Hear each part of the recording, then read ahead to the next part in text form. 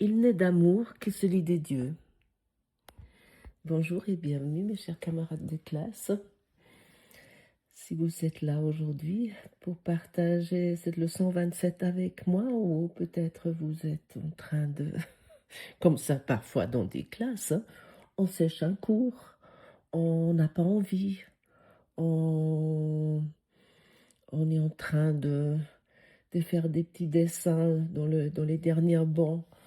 Et puis on s'intéresse pas, on fait autre chose, on lit en cachette, je ne sais pas, quelque chose à côté. On n'a simplement pas envie aujourd'hui. Et pourtant, notre enseignant qui nous partageons le Saint-Esprit, ou cette leçon que Jésus nous offre, est une leçon d'une grande valeur. Mais c'est aussi une leçon, et pour cette raison, peut-être nous avons envie de sécher cette leçon et pas quelque chose qui est pour nos petits soi, nos petits moi-je, facile à accepter ou à pratiquer, oui, ou à vouloir mettre en pratique. Il n'y a d'amour que celui des dieux. Et qu'est-ce que nous avons fait? Nous avons des multitudes de soi-disant amour. Et l'amour de celui des dieux, ça, honnêtement, je me dis, mais alors, ça me fait une belle jambe. Hein. Il y a l'amour, l'amour de mon entourage. Nous avons souvent cette expression, ah, ma meilleure amie, ou mon meilleur copain, ou ah, mon épouse, à moi, mes enfants. Nous le mettons toujours en pronom possessif devant. Mes parents, ma mère, ma grand-mère, mon grand-père, ma voisine à moi, avec qui je bois tous les matins un café, ou peu importe. Oui, tout cela, lorsque il y a ce titre, il n'y a d'amour que celui de Dieu, ça nous semble glisser entre les mains. Et ça peut créer une résistance. Parce que l'amour, il y a directement l'ego qui dit, mais c'est bien joli, mais c'est pas palpable. Avec ça, je me sens drôlement seule. Hein. Dieu, il est où? Tu es où, Dieu? Et nous croyons tellement qu'il y a des différentes sortes d'amour. Oui, il y a différentes sortes d'aimer. On aime de telle façon, on n'aime pas pareillement, pardon, vous voyez, ça me reste déjà à travers la gorge. On aime de telle façon d'être notre conjoint, compagnon. On n'aime pas pareillement peut-être notre collègue de travail, même si on le trouve sympathique. On l'aime, je l'aime bien. Ou peu importe. Lorsque, peut-être même ton thérapeute. Ou, oui, nous avons tellement, nous croyons qu'il nous morcelons cet amour dans les différents casiers, dans les différents tiroirs. Un amour, ouais, on a l'étiquette sur chaque tiroir. Mon meilleur ami, mon enfant, là, il y a mais un petit cœur, ma fille. Et d'ailleurs, Jésus, dans cette leçon, nous dit que nous ne comprenons pas l'amour. Nous ne savons pas ce qu'est l'amour. Et je ne sais pas exactement où ça se trouve dans cette leçon. Donc je ne vous récite pas ça mot par mot, mais je vous l'invite d'ailleurs de le lire vous-même, si vous avez envie, mes chers camarades de classe. Ou C'était aussi hier, Jésus nous a dit, nous ne comprenons pas ce que c'est le pardon. Et là, il nous dit encore, nous ne savons pas non plus ce que c'est l'amour, nous ne comprenons pas non plus. Donc voilà. Alors apprenons-la aujourd'hui, laissons-nous nous enseigner. Et pour cette raison, nous sommes également invités de passer 2 fois 15 minutes pour nous laisser enseigner par notre Père, par notre Créateur. Et pendant ces 15 minutes, 2 fois aujourd'hui, échappe de chaque loi à laquelle tu crois maintenant. Ouvre ton esprit et repose-toi du monde qui semble te garder prisonnier. N'importe qui peut échapper, qui ne le chérit pas. Retire toute la valeur que tu as placée dans ces maigres offrandes et ces dons insensés et laisse le don de Dieu les remplacer tous. Et, oui, parce que honnêtement, combien de fois nous étions déçus de cet amour? Combien de fois ça s'est transformé en totalement autre chose? Et d'ailleurs, nous pouvons... Comment c'est possible, en fait, que l'amour change tellement, qu'elle est tellement éphémère? Nous avons eu des relations, peut-être toi aussi, j'ai eu des relations très fortes, très passionnelles, où ah, c'était l'amour parfait, ce nuage rose, c'était intense et tout ça. Et soudainement, ça s'est arrêté. Et qu'est-ce qui s'est créé là? La rancœur, la haine, la colère. Euh, oui, mais alors, comment ça se fait? Donc, c'était pas l'amour. Parce que l'amour n'a pas d'opposé. C'est d'ailleurs écrit dans le paragraphe 3. L'amour est une loi sans opposé. L'amour ne peut pas juger. Étant lui-même un, il voit tout ne faisant qu'un. Sa signification réside dans l'unité. Donc, mais malgré tout ça, nous courons après cet amour. Peut-être tu connais Alice au pays des merveilles. Il y a ce lapin blanc. En retard, en retard, en retard, et puis il court. Et Alice le suit. Et elle tombe tout le temps dans des pièges. Et nous sommes exactement pareils. Nous courons après ce lapin blanc qui, où nous croyons et nous voyons des choses merveilleuses entre les deux. C'est très coloré, c'est très tentant, mais paf, nous vont dans un piège, nous tombons dans des trous. Et ça ne veut pas dire que tu dois abandonner. C'est ça aussi, pour ça, cette raison, peut-être cette leçon, je parle de mon expérience, peut aussi on peut avoir une grande résistance. Il n'y a d'amour que celui de Dieu. Ouais, ouais. Alors, parce que nous croyons cet amour, il faut qu'elle soit palpable, il faut qu'on peut toucher, on doit échanger, elle doit être visuelle. Ah, j'ai reçu un bouquet de fleurs, une preuve d'amour. Ah, je vais lui offrir ça. Ah, c'est bientôt la fête des mères, mais je ne crois pas en France, mais en tout cas en Suisse. Ah, j'attends. Ah, j'espère qu'on ne va pas m'oublier. Puis en plus, j'ai encore tout près mon anniversaire. Oh, ah, j'espère. On ne m'oublie pas. Que mes filles vont m'appeler. Au moins, ça. Puis telle et telle personne va m'offrir quelque chose. Ah, il y a déjà quelqu'un qui m'a offert quelque chose hier. Ah, en même. Mais c'est quoi ça? C'est une attente sans cesse. Et si cette attente n'est pas remplie, il y a la déception. Et nous sommes nous tombés dans un trou, dans une dépression. Oui.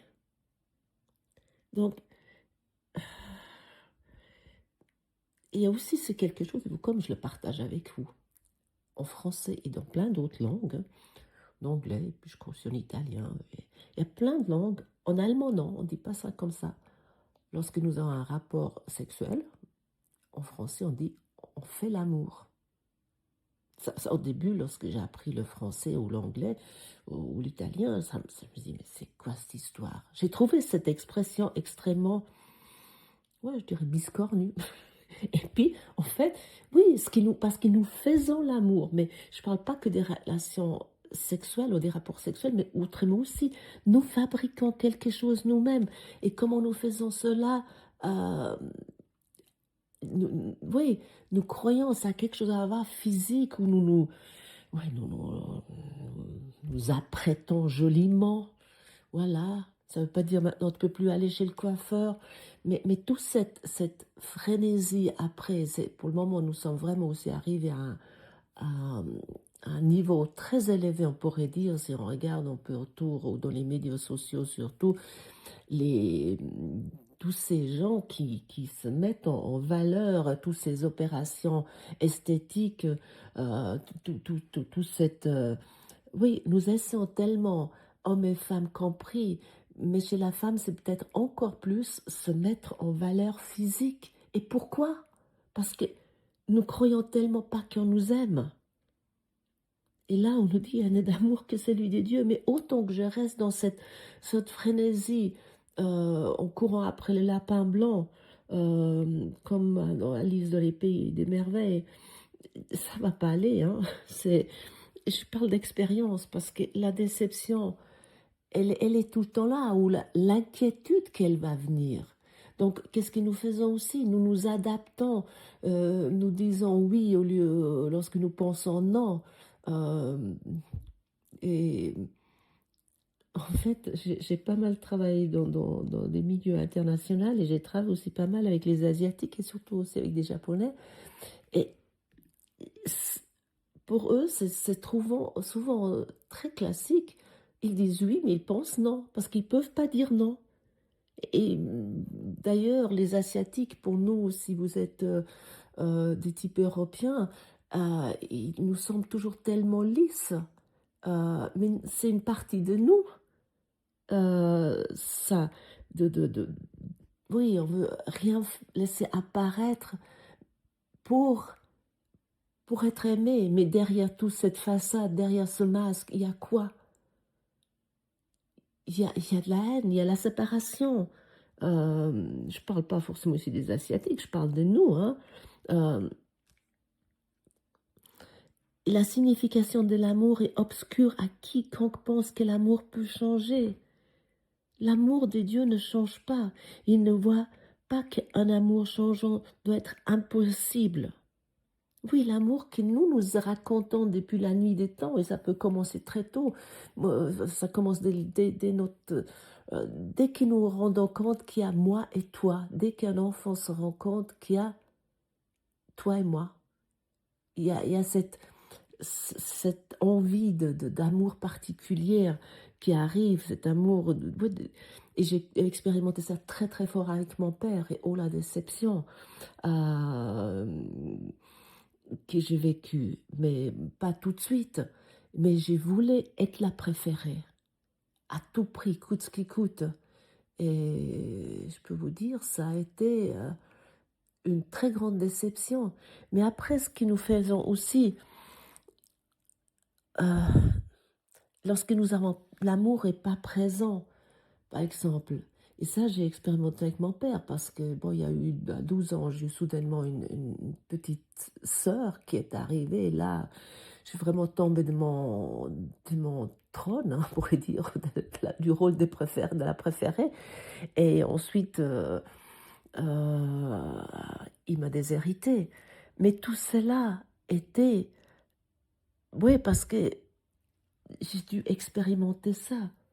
Je dis que c'est écrit dans mon scénario. Et, et bien sûr, qu'est-ce que je fais ensuite? À quelque part, je me suis...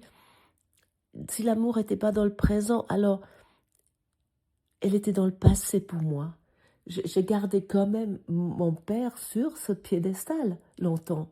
Juste, j'ai pu lâcher ça et grâce à ce cours et à ses pardons. Euh, mais j'ai maintenant un amour totalement différent envers mon père. Il était que ma projection. J'ai voulu vivre ça. Dans mon scénario, c'était important de vivre ça. Et tout ce que nous avons vécu est là pour ça, pour nous ramener à notre véritable soi. Ah voilà, j'ai trouvé la phrase. Croire des choses à propos de l'amour, ce n'est pas le comprendre. Voilà. Voilà. Et autant que nous croyons cela, le Fils de Dieu nous croyons des différentes, ouais, des catégories d'amour. Le Fils de Dieu, oui, il est en partie séparé. L'amour ne peut pas juger. Étant lui-même un, il voit tout ne faisant qu'un. Sa signification réside dans l'unité. Je trouve cette phrase tellement fort. Il y a l'amour. On peut pour cette raison pas la décrire non plus. L'amour, on peut l'expérimenter, mais c'est pas cet amour ici. Et pour cette raison, ça ne veut pas dire maintenant nous allons abandonner nos relations particulières ici, mais transformons-les. Et d'ailleurs, nous sommes invités aujourd'hui, nous nous souviendrons tout au long de la journée parce que nous ne pouvons pas laisser à l'extérieur de notre amour une partie de nous-mêmes si nous voulons connaître notre soi. Au moins 3 fois par heure, pense à quelqu'un qui fait le voyage avec toi et qui est venu apprendre ce que tu dois apprendre. Parce que toutes nos relations particulières, ils sont venus aussi ici pour apprendre. Tout le monde qui est avec nous, qui font le cours ou pas, ils sont là pour apprendre avec nous. Mais tu n'as pas besoin de leur partager ça, forcément. Ils sont peut-être pas prêts, ils n'ont pas envie d'entendre. Et lorsqu'il te vient à l'esprit, donne-lui ce message de ton soi.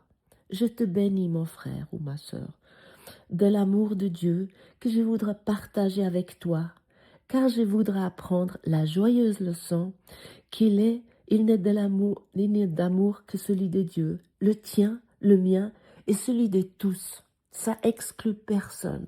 Mais nous pratiquons cela aujourd'hui ensemble et sans nous rendre compte, il y a des choses qui se passent. Oui, et ça je vois chaque année parce que vu que, comme vous savez, c'est pas la première année que je répète ces leçons. Il y a à chaque fois une autre facette, il y a quelque chose qui bouge, même s'il n'y a pas moi je me dis mais il n'y a rien qui se passe, je vais faire ça encore combien d'années. Non, il y a quelque chose, même si ce n'est pas forcément tout de suite visible. Et le monde et son enfance est né à nouveau, et dit dans le paragraphe 11. Ça veut dire quoi? C'est comme un reset, une mise à zéro que nous pouvons pratiquer aujourd'hui. Maintenant, tous sont rendus libres avec nous, parce que nous les emprisonnons dans cette histoire. J'ai emprisonné mon père comme j'emprisonne mon partenaire de vie ou mes filles dans cet amour qui a l'amour particulier de haine, au fond. Maintenant, ils sont tous nos frères dans l'amour de Dieu. C'est que dans cette unité, nous pouvons vraiment expérimenter l'amour. En nous souvenant, il est d'amour que celui de Dieu. Donc pratiquons cela aujourd'hui ensemble, joyeusement et avec sérénité. Merci d'avoir passé ce moment avec moi dans cette salle de classe et je vous retrouve demain peut-être.